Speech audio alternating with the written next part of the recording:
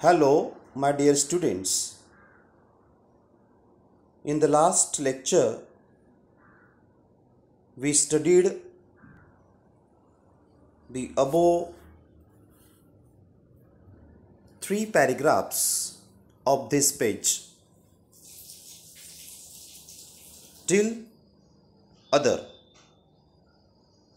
The lion saw once again as a recap. Just see the lion saw Androclus and rushed towards him, bounding and roaring. जसा त्या लायननी अँड्रोक्लसला पाहिलं तो खूप धावत अँड्रोक्लसकडे येतो, रोअरिंग करत, बाउंडिंग करत, but suddenly it's stopped it's tracks आणि अचानकपणे तो लायन थांबतो. Then it moved slowly forward. हळूहळू तो आपल्या अँड्रोक्लसकडे जातोय. All it's rage seem to have स्मेल्टेड.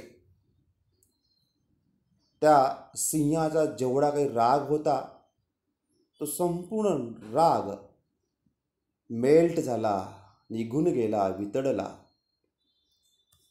का बरं? तुम्हाला माहिती आहे, खरं तर तो लायन खूप उपाशी होता, भुकेलेला होता. त्याला अशा प्रकारची मेजवानी दिसते लांबून, तर तो धावत येतो अटॅक करण्याकरता. पण जसं त्याला कळतं की तो अँड्रोक्लस आहे, त्याचा फ्रेंड आहे, he just stop and his rage melted. Androclus saw this too. Each friend recognized the other. दोन्ही मित्रांनी एकमेकांना ओळखलेलं आहे की हा आपलाच मित्र अँड्रोक्लस आहे असं लायनला जाणवलं, आणि अँड्रोक्लसलाही जाणवलं की हा आपलाच फ्रेंड लायन आहे. पुढे पहा. To everyone's amazed. प्रत्येक जण त्या ठिकाणचा आश्चर्यचकित झाला. The lion bounded towards Androcles again. त्या लायननी अँड्रोक्लसला पुन्हा त्या ठिकाणी मिठी मारलेली आहे. But when it reached him it began to purr and rub its nose against him. तर एवढंच नाही, त्या लायननी आपल्या नाकाने अँड्रोक्लसला रब केलं, घासलं. What it shows the love. हे एक प्रकारचं प्रेम आहे, लाड आहे प्राणी व मनुष्यातील. Androcles hugged the lion. He wept with relief and joy. अँड्रोक्लसने लायनला खूप घट्ट मिठी मारली आणि तो आनंदाने, जणू काही रिलीफने तिथे त्याने घट्ट पकडलेलं आहे. रडतोय थोडा.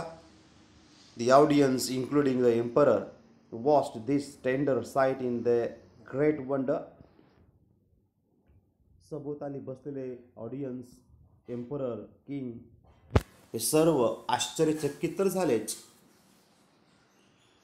त्यांच्यातील तो टेंडर साइट पाहून people began to cheer Androclus and asked for his release. आणि लोक उपस्थित अँड्रोक्लसच्या नावाने चिअर अप करू लागलीत व त्याला रिलीज करा, मुक्त करा गुलामगिरीतून. अशा प्रकारे लोकांनी आवाज उठवला. The emperor asked Androcles to explain the lion's strange behaviour. आता हा लायन इतका विचित्र, स्ट्रेंज पद्धतीने कसा काय वागला याबद्दलची चौकशी एम्पररने अँड्रोक्लसला केलेली आहे. When he heard the whole story the emperor was also moved by the gratitude and friendship between man and beast. Moved by म्हणजे काय?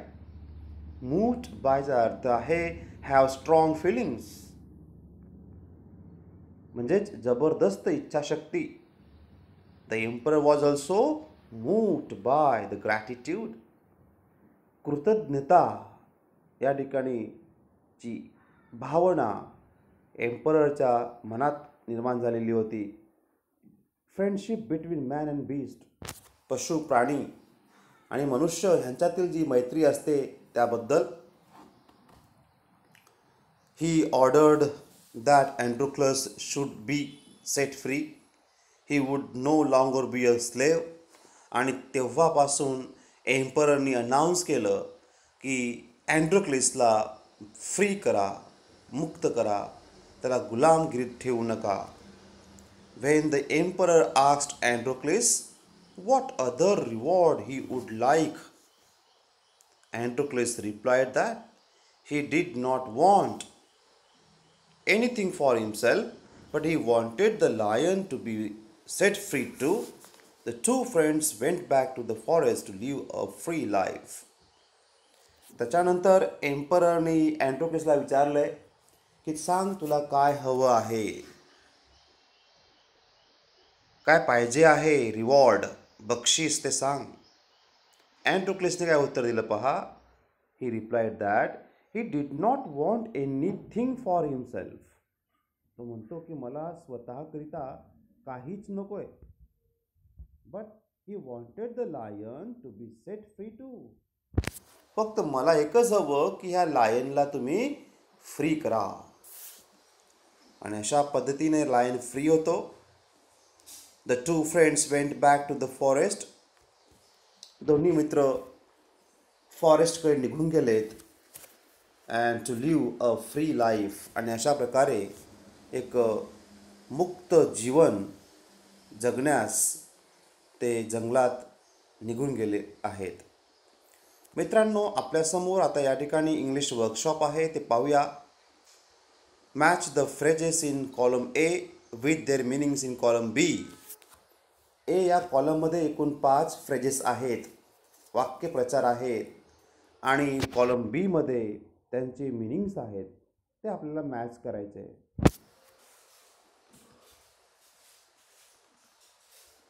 तर जाणून घेऊया. पहिलं, मित्रांनो, तुम्हाला हा होमवर्क राहू शकतो. लुकिंग आउट फॉर चा शोध घेणे, सर्च करणं. इकडे आहे का बघा, यस, सी हे त्याचं उत्तर आहे. Trying to search for, this is the answer.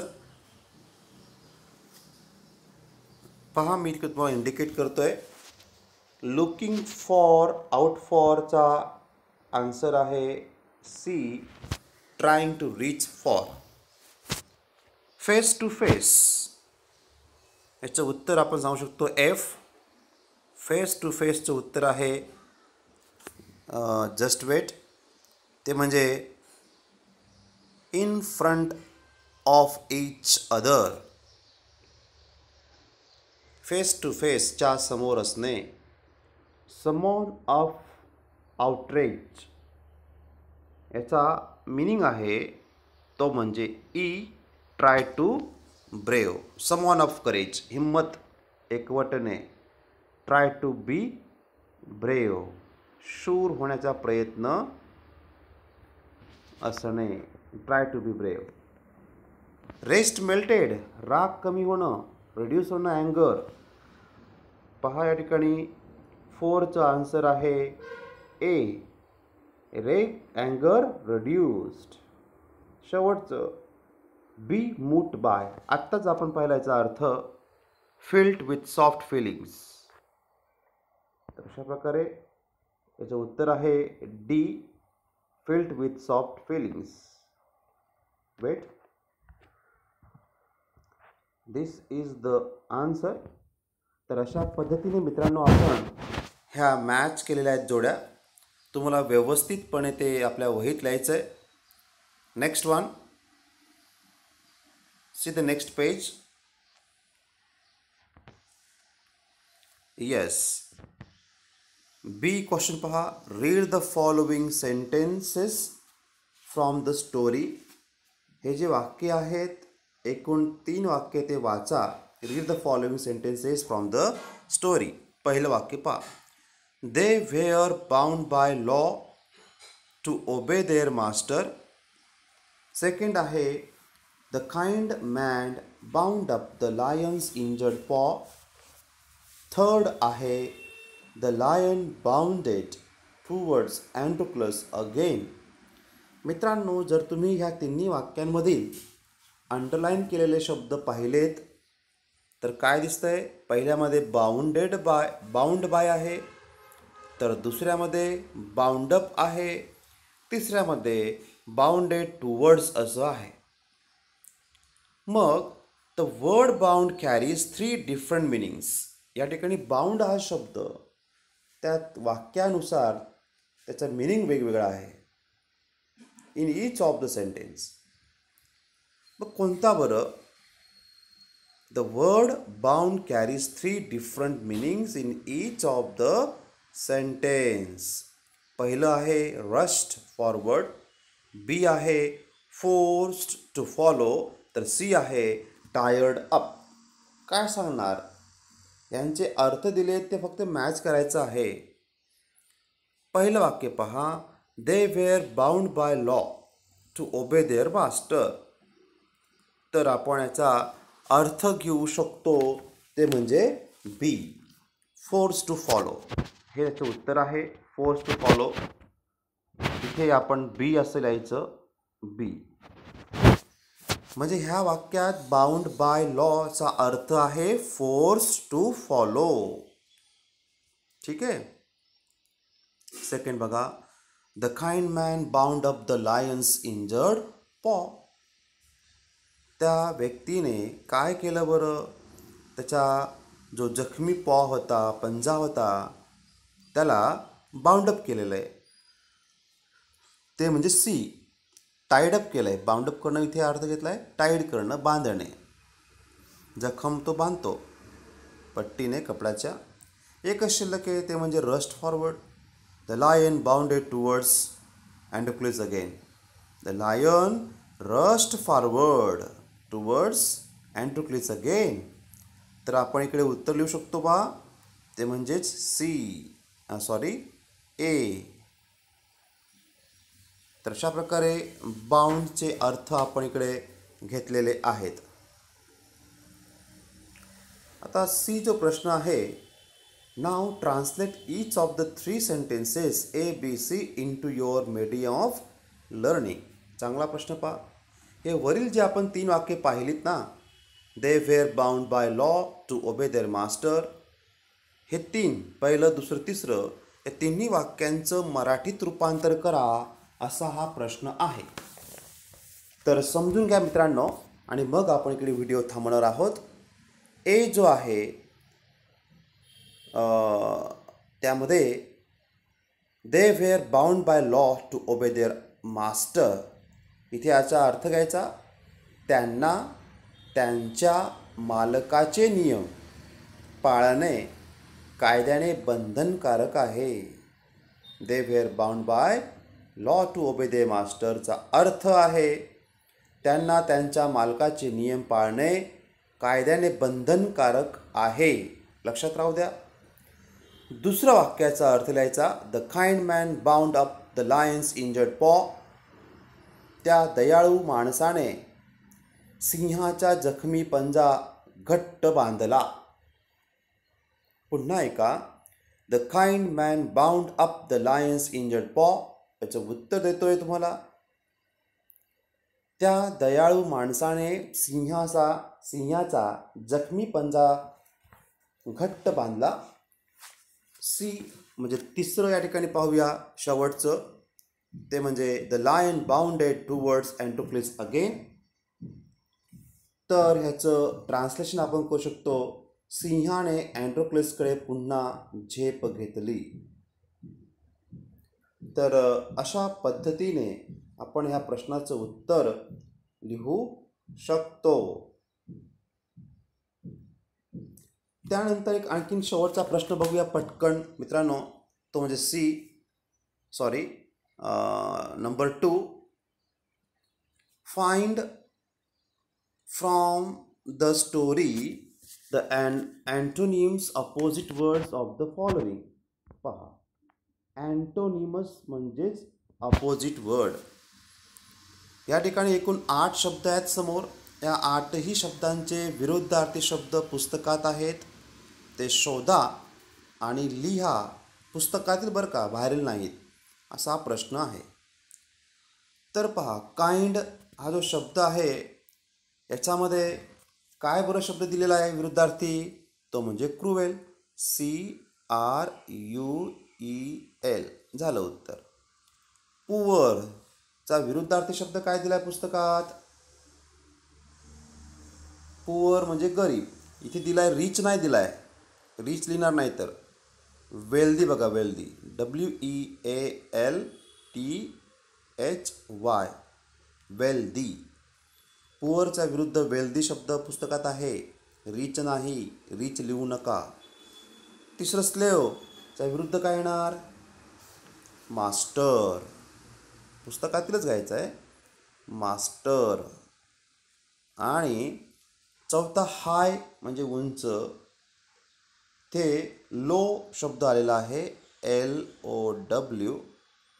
Punishment याचा विरुद्धार्थी शब्द पुस्तकात काय आलेला आहे? Reward, REWARD. सहावा अनबाउंडचं सोपं आहे, बाउंड, BOUND, बाउंड. टेंडरचा विरुद्धार्थी टफ. टेंडर म्हणजे नाजूक, TOUGH, टफ, फार कठीण. हॅपीचा विरुद्धार्थी शब्द काय आलेला आहे? अनहॅपी नाही आहे, सॉरो नाही आहे या ठिकाणी. तो आहे पुस्तकात जर पाहिला तर तो आहे डिसमेट. स्पेलिंग बघा, D हा D आहे, ISMAYED. अशा प्रकारे ह्या 8 शब्दांचे अपोजिट वर्ड्स, अँटोनिमल्स आपण पुस्तकातून लिहायचे आहेत. ते आपल्यासमोर आहेत. तर मित्रांनो, आजचा हा होमवर्क, तो म्हणजे इंग्लिश वर्कशॉप, शब्दार्थ आणि काही प्रश्न वहीत लिहून त्याचे फोटोज मला पाठवा. Till then, take care, bye.